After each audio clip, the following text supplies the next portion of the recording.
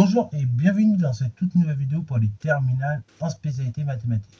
Le but de cette vidéo, c'est de parler de repérage dans l'espace. Donc, on va voir un petit peu comment on va se repérer dans l'espace, ok?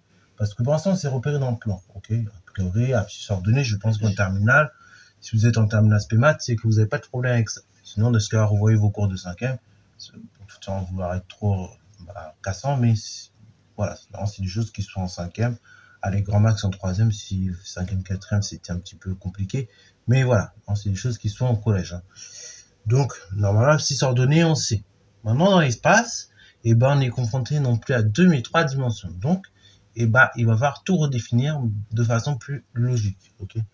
Et donc, il va falloir tout redéfinir, non plus avoir 2, mais 3 dimensions. Donc, en seconde, vous vous rappelez, en repère, on avait dit quoi? On avait dit, donc, on prend deux vecteurs. Ok, donc je vais afficher une petite photo. On prend deux vecteurs, I et J, et en fait, on les fixe en un même point, qui est le point O. Ok, et on va même appeler repère orthogonal. Vous vous souvenez, j'avais fait la différence entre tous les différents repères. Donc, on va appeler repère orthogonal le repère suivant.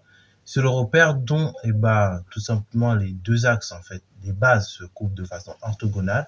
Les bases sont orthogonales, mais en revanche, par contre, les vecteurs unitaires, ils sont pas forcément identiques. C'est pas gradué pareil. En revanche, orthonormé, c'est non seulement perpendiculaire, et les deux vecteurs ils sont orthogonaux, et en plus, par contre, c'est gradué pareil. Voilà. Donc l'idée, ça va être exactement la même en 3 dimensions. Donc, on va prendre notre base de vecteurs. Donc, je rappelle, si on prend des vecteurs I, J et K, ces 3 vecteurs, donc, ils forment une base à partir du moment où ces 3 vecteurs sont non collinéaires et surtout non coplanaires. Ok, donc on ne peut pas écrire sur la forme d'une combinaison linéaire de deux vecteurs. Enfin, de ces deux autres. Si je prends un des 3, je ne peux pas écrire comme une combinaison linéaire des deux autres. Donc, on prend ces 3 vecteurs, on les fixe, on les place en un point, comme vous pouvez voir sur ma petite figure, c'est pour ça que je vous ai sorti le cours. Et donc, après, comme ça, on forme un repère. Ok, on forme un repère, donc, qui est de la forme suivante, OIJK. Et donc, ce repère, OIJK de l'espace, ça, il va être défini par ce quadruplé, où, de point O, il va jouer le rôle de l'origine. Le triplet IJK, donc, c'est une base de l'espace. Et donc, en général, le premier vecteur qu'il y a dans le triplet, ça va représenter ce qu'on appelle l'abscisse. Le second, donc, va représenter l'ordonnée qui est là. Et le troisième, donc K, va représenter l'attitude. Ok, on appelle l'attitude, ou bien tout simplement aussi, la profondeur. Là, ça dépend des exos. Profondeur, ce serait plus si vous avez un repère vertical ou l'axe il descend.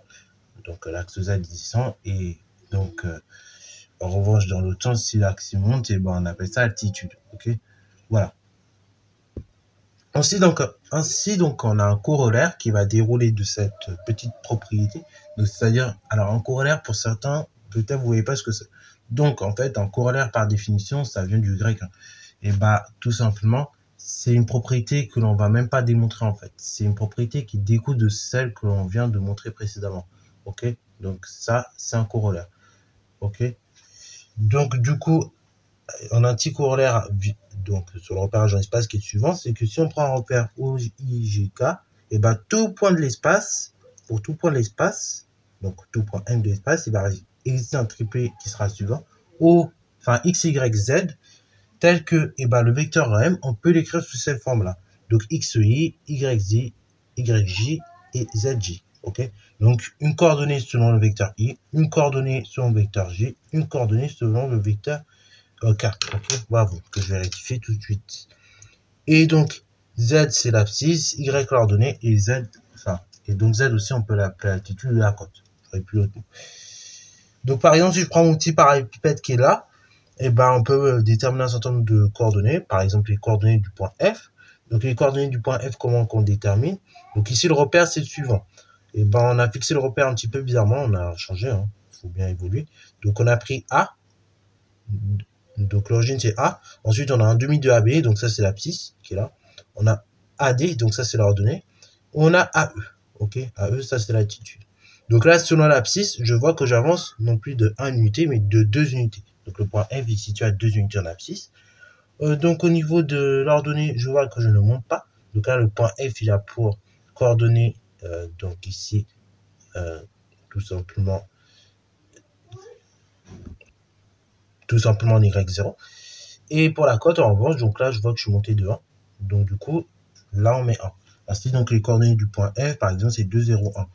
Mais on peut également, par exemple, avoir aussi les coordonnées du point H. Donc là, les coordonnées du point H, je vois que je n'avance pas selon l'abscisse, donc là, je suis à 0. Sur l'ordonnée, j'avance de 1, donc là, je suis à 1. Et selon l'attitude, je suis à 1 également. Ok. Si je prends celui-là, par contre, là, celui-là, il a tout, ce point-là. Donc là, on voit qu'on avance de 2 unités en abscisse. Voilà. Je vois qu'également, en ordonnée, je suis monté d'une unité. Et je vois que, tout simplement, selon la cote, là, je suis à 1 pour la cote. Vous voyez le délire, donc ça fait 2, 1, 1.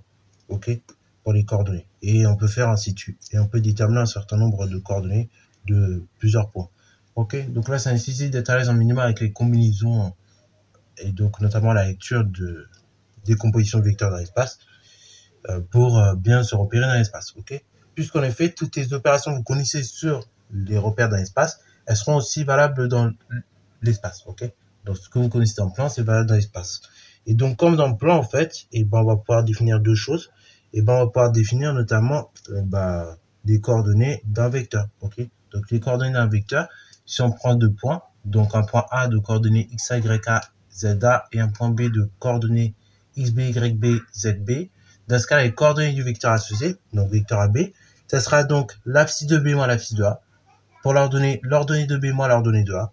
Et pour la cote Z, ça sera ZB moins ZA. Ok, donc l'attitude de B moins l'attitude de A. Par exemple, donc si je veux des coordonnées de GH, donc là, G ici, on a déterminé les coordonnées, je vais les noter là, c'est 2, 1, 1. H, je vais noter les coordonnées là, c'est 0, 1, 1. Donc si je veux les coordonnées de GH, je prends l'abscisse pour l'abscisse, donc je prends l'abscisse de G du point H, donc 0, moins l'abscisse du point G, donc 2. Ça fait 0 moins 2, moins 2. Après, pour l'ordonnée, donc là, je prends l'ordonnée du point H, c'est 1, moins l'ordonnée du point G. Donc ça fait 1 moins 1, 0.